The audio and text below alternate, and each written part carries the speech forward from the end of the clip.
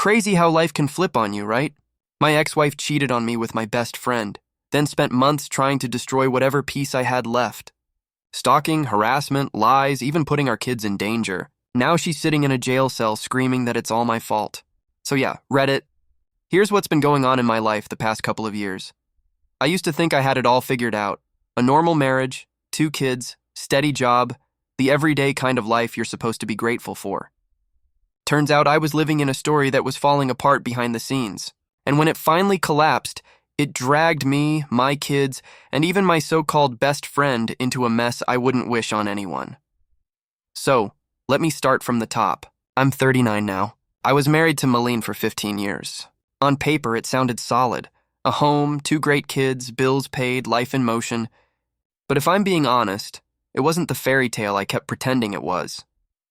Meline had this temper that could turn a small spark into a full-blown wildfire. Forget to grab milk on my way home? She'd slam cabinets until the plates rattled. Leave a dish in the sink? Suddenly, I was the lazy husband who did nothing, and she was the one holding the whole world together. And there I was, coming home after 12 hours on a construction site, covered in dirt, sweat, and exhaustion, wondering how I became the villain in my own house. Then came Connor, my best friend since high school.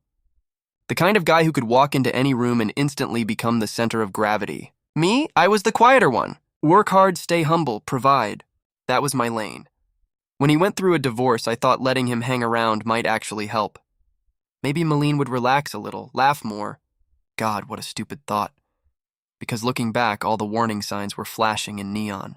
Meline started dressing up for backyard barbecues, laughing too hard at his jokes, sitting a little too close when we went out. I noticed, but I told myself I was being paranoid. Didn't want to be that husband. Meanwhile, she kept picking fights, telling me I was never home, painting herself as a single mom while I was working overtime just to keep the lights on. I'd come home dead tired, and instead of peace, I'd walk into another storm. The kids felt it too, retreating to their rooms every time her voice rose. That broke me more than I can explain. And Connor? He played his part perfectly. Gifts for the kids, flowers for Meline. Nothing for the man who called him brother. Slowly, I started feeling like an outsider in my own home. Then came the late nights. The sudden extra hours at work, the vague answers. The cold distance. I told myself it was a phase, a midlife slump, anything but what it really was. Because when you've built your life with someone, admitting it's all crumbling feels impossible. But ignoring the truth doesn't stop the crash. It just makes the impact worse. And trust me, when it hit hard. New Year's Eve. Usually that was family time, snacks, the kids trying to stay up for the countdown, Meline pretending not to fall asleep before midnight. But that year, she told me she was going out with friends. No names, no invite, just friends. I said okay. Stayed home with the kids, pretending not to feel that pit growing in my stomach. Then around 11, my phone buzzed. A text from my coworker, Tom. Just one line, "Isn't this your wife?" Attached was a picture. And in that moment, my whole world tilted. The picture was from a bar downtown. Meline was sitting way too close to Connor, hand on his arm, both of them grinning like a couple of teenagers who thought the world revolved around them. I didn't waste a second guessing. I just grabbed my jacket, locked the door behind me, and drove. You'd think I'd be shaking, angry, losing my mind. But I wasn't. My head was quiet. Too quiet. Like deep down, I already knew exactly what I was about to see. When I walked into that bar a little after 11:30, the place was chaos. Music blasting, people yelling, "Happy New Year!" Before midnight even hit, balloons floating, drinks spilling, and there in a corner booth under the glow of cheap lights was my wife of 15 years, sitting on Connor's lap, kissing him like she'd been doing it forever. I didn't yell. I didn't flip tables. I just stood there, watching, waiting, until she finally looked up and saw me. Her face went pale like she'd seen a ghost. Connor froze too, fumbling like some kid caught with his hand in the cookie jar, trying to shift her off his lap as if that would erase what I'd just seen. I walked right up to them, looked Meline dead in the eye and said, "We're done." Then I turned to Connor. "You two are out of my life." She opened her mouth to argue, but I cut her off before she could start. "Save it. I'm not stupid, and I'm not weak. You made your choice. You'll live with it, and that was it." I walked out. No drama, no tears, just silence inside me. Like a switch had finally flipped after 15 years of explosions, insults, and walking on eggshells. The next morning, I told her straight up, she could move out. No therapy talk. No negotiations. No dragging it out. You wanted him? Go live with him. But you're not taking the house or the kids or the life I built. She tried pulling the guilt card, saying I was breaking the family apart, that the kids needed both parents under one roof. I laughed right in her face. You tore it apart the second you climbed into his lap, Meline. Don't act like I'm the problem now. 2 weeks later, she packed her things and left. I made sure everything was documented, every text, every move, every signature. My lawyer had it all neat and ready. The divorce went smoother than I expected. She barely fought it, probably thinking Connor was worth it, but the kids, that part broke me. Macy was old enough to know what was going on. Kevin wasn't. He kept asking when Mommy was coming home. I didn't lie. I told them the truth. Mommy made a choice and she's not living here anymore. But I'm here and I'm not going anywhere. They cried. Then they held on to me tighter than ever. After that, life turned into survival mode.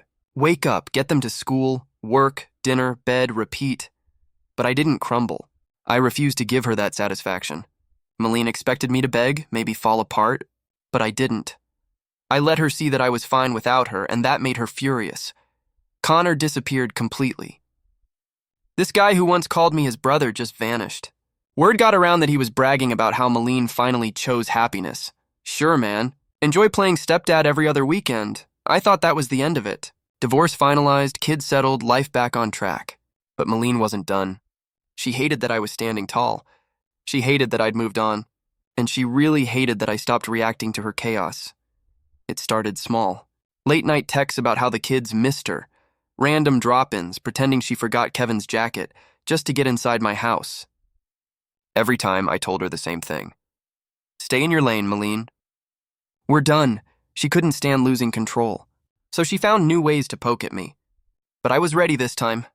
I documented everything, stayed calm, protected my peace, and I wasn't about to live lonely or bitter while she played house with Connor. Then one night, my buddy Tom dragged me out.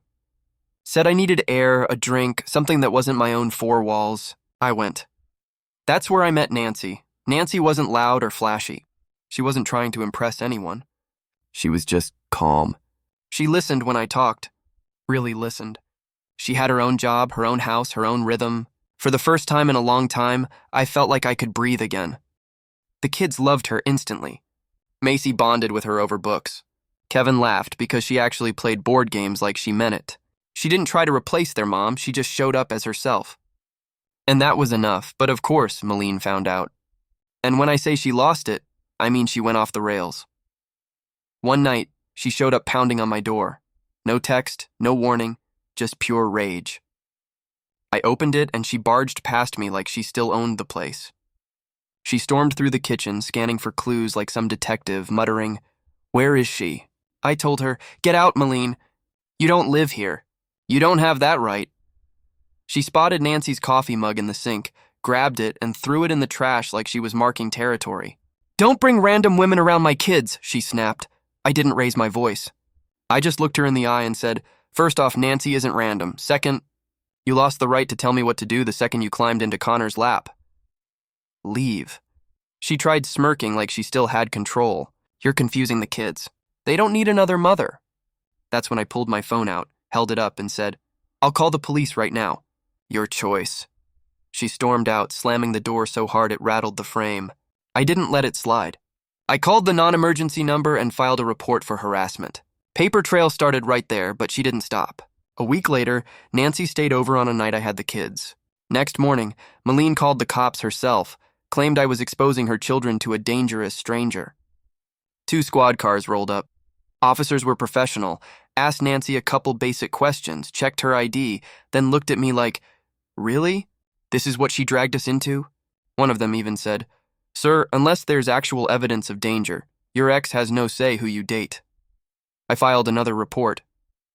The more Meline realized she couldn't control me directly, the more she tried twisting the kids. Macy told me her mom was grilling her for details. What Nancy cooked, what games they played, if Nancy said anything bad about Mommy. Macy hated it. Kevin started stuttering when he talked about weekends with me like he was afraid of giving the wrong answer. I confronted Meline about it during a custody exchange. Stop pumping the kids for information. It's not healthy. She crossed her arms, fake, smiled, and said, I'm just making sure they're safe. I shot back, safe? You leave them with a guy who thinks loyalty is optional, but you're worried about Nancy? Get real. And she didn't like that one bit. Eyes went cold, jaw tight like I'd hit a nerve. She hissed. You're going to regret bringing her into this? Then she got in her car and peeled off like a teenager. Thing is, I didn't regret it. I wasn't backing down. I kept documenting, filing reports, making sure there was a record every time she stepped out of line. Nancy saw it too. She told me one night, You don't have to put up with this for me. I looked her straight in the eye and said, No, I don't. That's why I'm not. She doesn't run my life anymore. That's when Meline started getting more creative. I'd spot her car parked a block away from NY's house at night. Neighbors mentioned seeing her just sitting there, lights off, engine running. Social media fake accounts started following Nancy, liking old posts from years back, like some stalker checklist. Nancy stayed calm, but I could tell it was getting to her. She never said it directly, but when you catch your girlfriend double-checking the locks every night, you know it's not nothing. I wasn't going to let Meline win by intimidation. I told Nancy, we'll handle this. She's not above the law, and I'm not letting her think she is. Because here's the truth. Meline wasn't just angry. She was delusional. She convinced herself she still had ownership over me, over the kids, over everything in my life. She couldn't stand that I'd moved on without collapsing. And every time she pushed, I pushed back harder. But Meline didn't slow down. She ramped it up like she thought if she just screamed loud enough, the world would bend her way. I was documenting everything, reporting when I had to, keeping a paper trail, but it's like she thought rules didn't apply to her. The kids had been dealing with her questions and guilt trips for weeks. Macy was more withdrawn. Kevin was jumpy like he was waiting for something bad to happen. I decided enough was enough. We needed a break. So I planned a camping trip. Just me, Nancy, and the kids. No screens, no nonsense, just fresh air and some peace. We packed up Friday afternoon, drove out a couple hours, and set up camp. The kids were excited, helping me hammer stakes, running around with flashlights once the sun went down. That first night, it actually felt normal. Marshmallows, silly ghost stories. Kevin laughing so hard he spilled hot cocoa down his hoodie. For the first time in months, I saw them relaxed. Next morning, we hiked one of the easy trails. Macy collected wildflowers. Kevin was chasing after squirrels, and Nancy was taking pictures. By the time we got back to the site, it was around lunch. That's when I saw her. Meline sitting at our picnic table like she was supposed to be there. Not hiking, not camping, just waiting. Hands folded on the table, eyes locked on us. My stomach dropped, but I didn't let it show. I told the kids to stay by Nancy and walk straight over. What the hell are you doing here? She stood up like she'd been rehearsing. You kidnapped my children. You think you can just take them out here without telling me? Her voice carried across the campground. Head started turning. I kept my tone calm but sharp. It's my weekend. I don't need your permission. Leave. Macy grabbed NY's hand. Kevin ducked behind me. Meline noticed and lost it. See, they're scared of you. You're confusing them with your side chick. She jabbed a finger at Nancy. Nancy didn't flinch. She told the kids softly, It's okay. Stay close, and started walking them toward the car. That only made Meline scream louder. Don't you touch my children! She lunged like she was going to grab Kevin. I blocked her with my arm. Back up now! My voice was low but deadly serious. Other campers were coming over. Phones out recording. Meline wasn't fazed.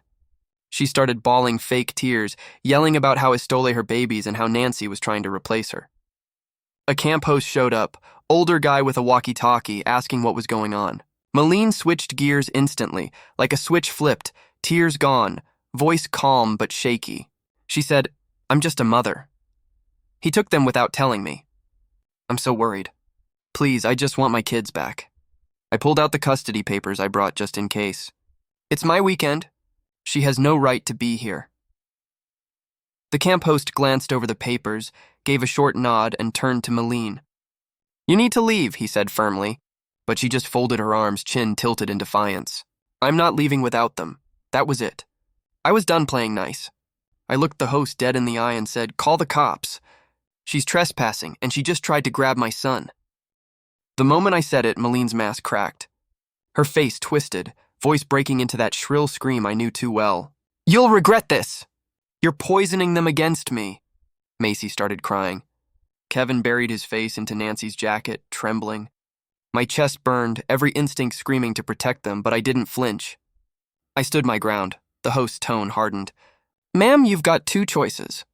Leave now or deal with the sheriff when he gets here. For a long second, she just stared at me, like she couldn't believe the control was finally gone. Then she turned, muttered curses under her breath, and stomped off. Gravel kicked up under her tires as she sped out of the campground, leaving the echo of her anger hanging in the air. We tried to salvage what was left of the trip, but the kids were shaken. Macy kept asking in that small, trembling voice, why was Mommy so mean? Kevin wouldn't let go of Nancy's hand. That night, when the campfire died down, he looked up at me and whispered, Is Mommy going to come back in the dark? That broke me in half. We packed early and drove home under the silence of the stars. But peace didn't follow us back. When we pulled into the driveway, my stomach sank. Eggs splattered across the door and windows, dried and stinking in the heat. Neighbors said they saw her car circling the block earlier. She'd gone straight from the campground to my house. That Monday, I called my lawyer. He didn't sugarcoat it. You have enough, he said. File for a restraining order. So I did, and when the judge signed it, I thought maybe finally it would stop. That maybe a line drawn on paper could hold her back. It didn't. Meline just changed tactics. The restraining order kept her away physically, but it didn't stop her from scheming. It started small. A custody exchange on a Friday. We met, as always, in a grocery store parking lot, the one safe middle ground. She was smiling that fake everything's fine smile she wore like a mask in public. She hugged the kids, fussed with Kevin's jacket, and insisted on checking his backpack. I didn't think much of it. Just another jab about snacks or homework, but she'd slipped something inside. Monday morning, I got a call at work. The school. The secretary's voice was tight, too calm to be casual. Kevin's backpack had been searched after another kid told a teacher he was showing something weird at recess. They'd found a box cutter. My stomach dropped. I left work without thinking, raced to the school, and found Kevin in the principal's office, eyes red, clutching Macy's hand like he was drowning. I didn't put it there, he kept saying. I didn't put it there. It shattered me. The principal was doing his job, explaining policy, documenting everything. But I knew this wasn't my son. I told him, someone planted that. Then Macy, in this small, scared voice, said, Mom checked his backpack on Friday, and everything clicked. I opened the bag. Next to the box cutter was a folded note, just one line, in handwriting I'd recognize anywhere. Keep this away from her. No signature. But the sloppy loops, the half caps. It was Meline. I called my lawyer first, then the police. Filed another report. They took the evidence, added it to the growing stack of her madness, but Meline didn't stop. That same night, Nancy got a call at work. No name, just a voice whispering accusations, hinting she was careless, unsafe around kids. The next day, CPS showed up, an anonymous complaint. Of course, the investigator was calm, professional. She looked around, talked to the kids. Kevin said it outright. Mommy put the knife in my bag. Macy nodded beside him. The woman gave me a quiet look, the kind that said she'd seen this kind of cruelty before, and closed the case as unfounded. After she left, the silence in the house was heavy. Macy sat on the couch, eyes down. I asked what was wrong. She whispered, If Mom keeps doing stuff like this, will we have to choose sides? That, out of everything, hit the hardest. I told them, you never have to pick sides. You didn't cause this, and you're not responsible for fixing it. Nancy tried to be strong, but I could see it. The toll. The quiet fear.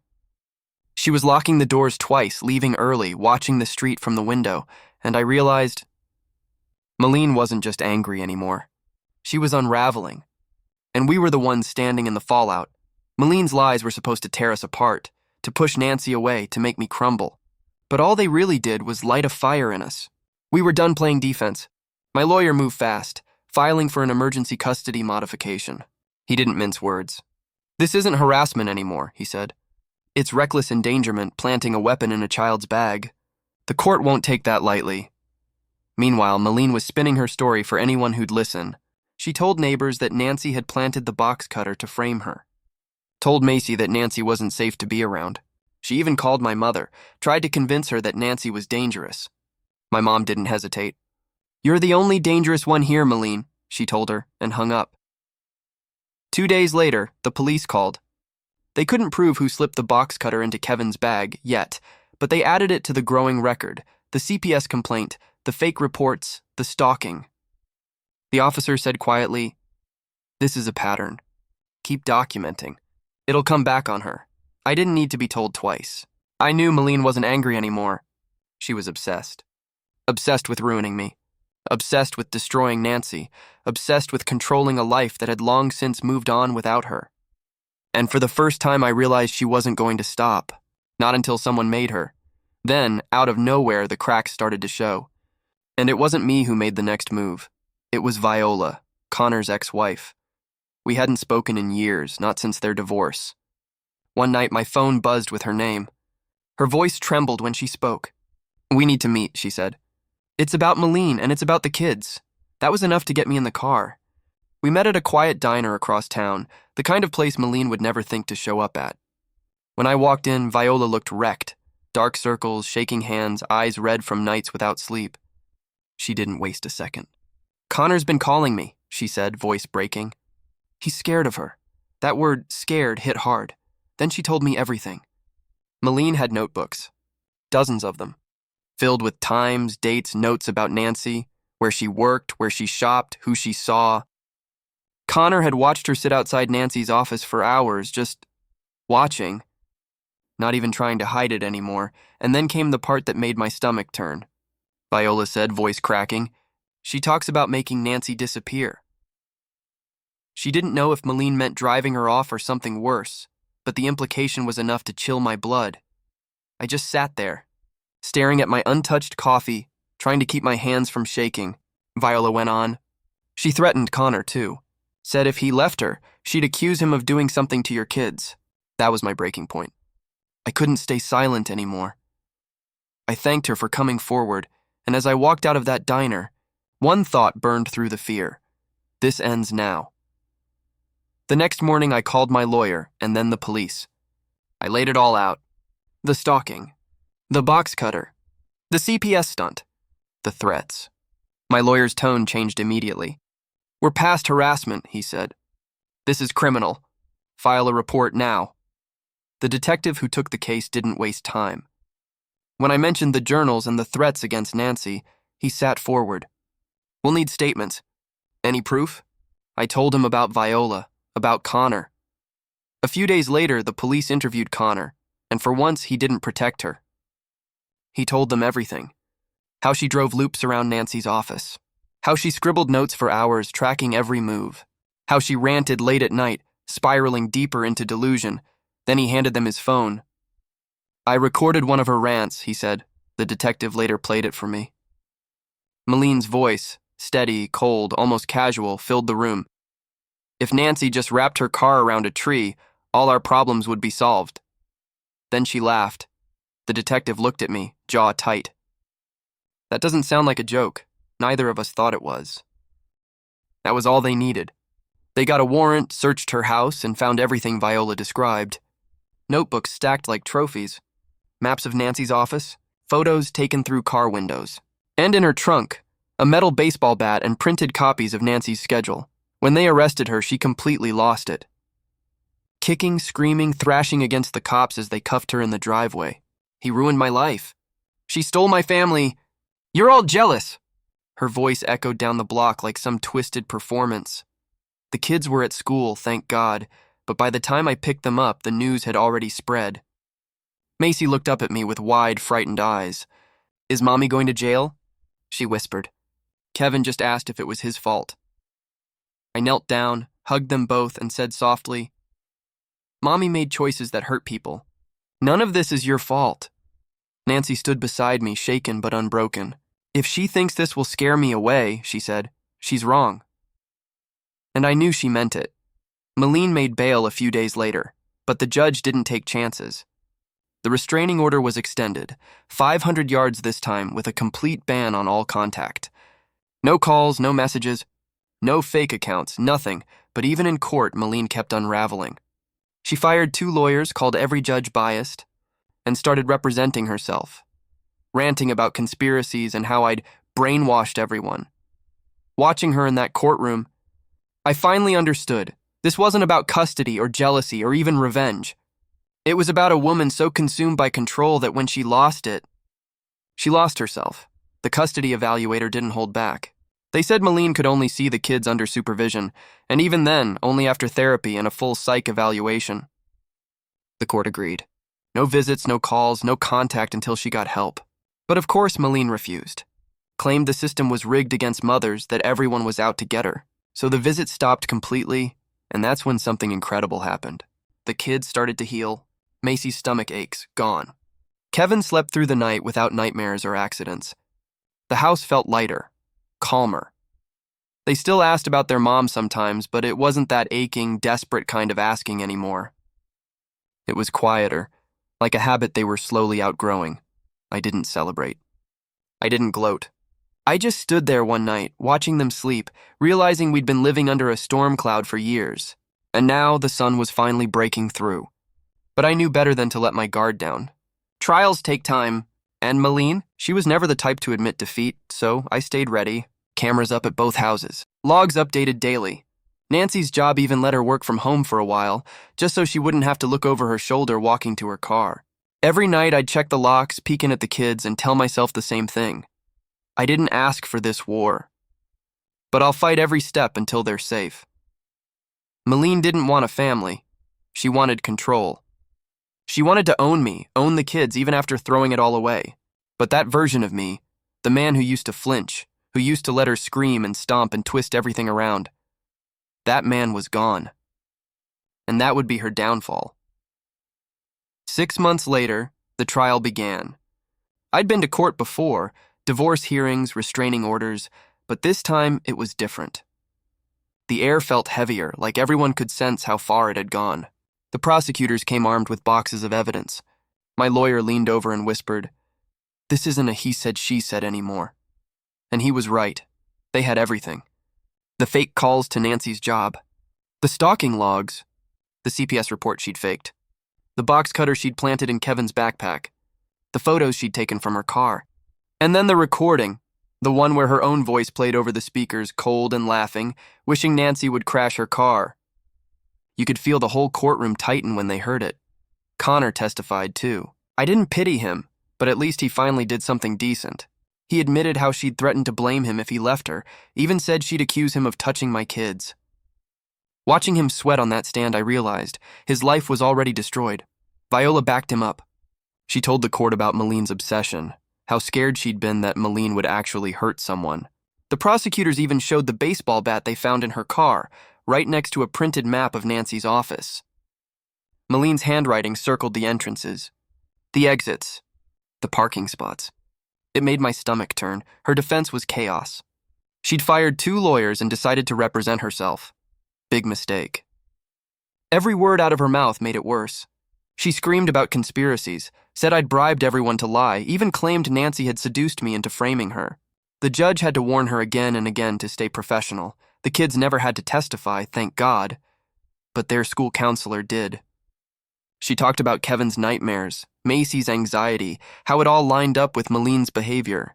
That's when I saw the jurors' faces shift. They got it. 2 weeks later, the verdict came back. Guilty. Stalking, harassment, child endangerment.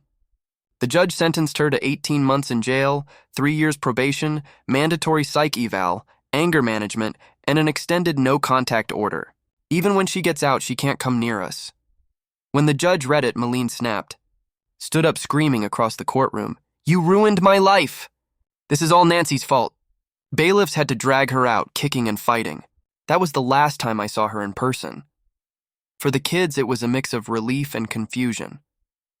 Macy was old enough to understand her mom was sick. She asked, "Will she ever get better?" I told her gently, "That's on her, not us." Kevin just wanted to know if Mommy would be back before his birthday. That one broke me. I told him the truth. She needs help first. Until then, you're safe here, and for once, we really were. The kids started laughing again. No more stomach aches, no more nightmares. Macy talks about her friends like a normal kid.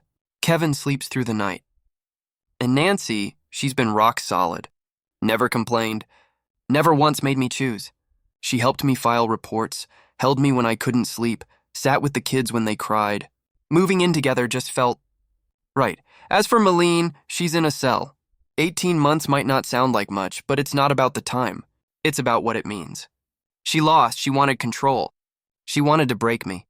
She wanted to scare Nancy off. Instead, she ended up with nothing. No kids, no partner, no freedom. Just the consequences she built with her own hands. I keep a binder now. Every report, every court order, every record. Some call it paranoia. I call it proof. Because when she gets out, I don't expect her to magically become someone new. And if she ever crosses that line again, I'll be ready. People ask if I'll ever forgive her. I tell them forgiveness doesn't mean giving her the keys to destroy us again. Maybe someday, if she gets real help, maybe supervised visits. But until then, she stays where she belongs, and on the outside, she thought she could own me forever. But in the end, all she owned was her downfall.